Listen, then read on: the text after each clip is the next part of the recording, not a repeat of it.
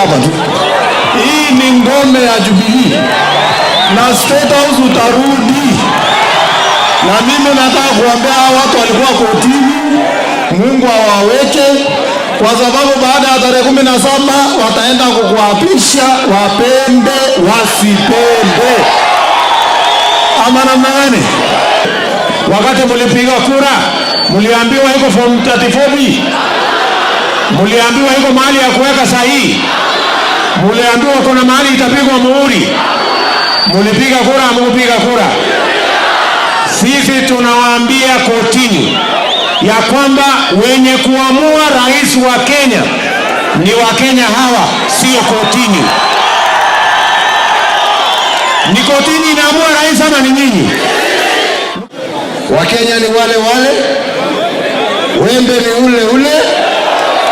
Sisi hatuna shida, tutarudi kwa Wakenya tukiongozwa na Mwenyezi Mungu.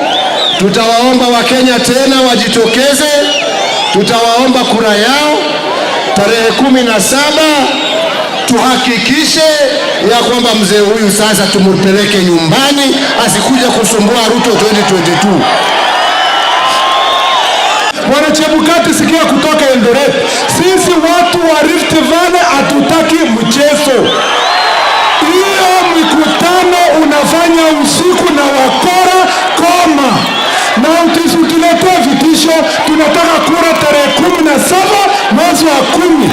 Ikifika saa 2 asubuhi, huyo mtu wa kitendawili atakuwa amekwenda nyumbani. Wanamwambia bwana kitendawili, Uhuru Kenyatta ndio rais na mimi ndio deputy president. Watoto wa Kenya watafanya mtihani, my friend. Kila mtu atauchukua mzigo wake mwenyewe, na kila mtu atatoa habari zake mwenyewe mbele za Mungu. Siku hiyo inakuja. Kwa hivyo Mheshimiwa Rais, hii ni ishara ya kusema tarehe 17 unaenda kushinda na landslide victory. Sisi tumejipanga, tukutane kwa msema kweli, na msema kweli ni debe.